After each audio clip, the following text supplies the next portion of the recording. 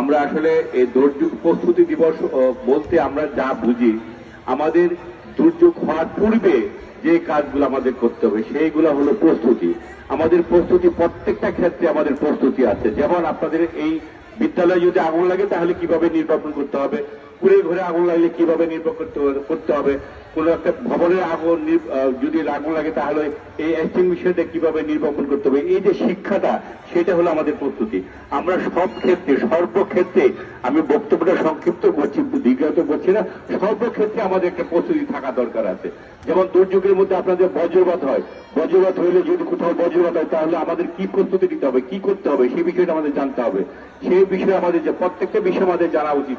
নৌকাতে যদি আমরা উঠি, নৌকাতে আমার কি প্রস্তুতি থাকা দরকার, আমার লঞ্চে যদি উঠি আমার বয়াটা আছে কিনা, আমার লাইফ জ্যাকেট আছে কিনা, আমি যাওয়ার পথে ওইটা আবার খেয়াল রাখতে হবে। অগ্নি নির্বাপনের যন্ত্র আছে, সেটা আমি ব্যবহার করতে পারবো কিনা। কোন ভবনে যদি আমি অবস্থান করি, ওই ভবনের আমাদের জরুরি নির্গমন সিঁড়িটা কোথায় আছে, সাধারণ সিঁড়ি কোথায় আছে, সেগুলো জেনে রাখা। এবং বাড়িতে বাচ্চাদের সাথে শেয়ার করা, মা বাবার সাথে শেয়ার করা, আপনারা যা শিখছেন অন্যদের সাথে শেয়ার করা, আমরা যা জানি সেগুলো শেয়ার করা, সেটাই হলো প্রস্তুতি। ভূমিকম্প হলে আগে কি করতে হবে সেটা হল, সেই বিষয়গুলো আমাদের যে জানা, সেটা হলো দুর্যোগ প্রস্তুতি দিবসের মূল লক্ষ্য। আমরা চাই এই বিষয়গুলো যেন আমাদের সবার আয়ত্তে থাকে, সেই প্রত্যাশা রেখে আমি সবাইকে সালাম জানিয়ে আমার বক্তব্য শেষ করি। জয় বাংলা, বাংলাদেশ চিরজীবক। ধন্যবাদ সবাইকে। ধন্যবাদ।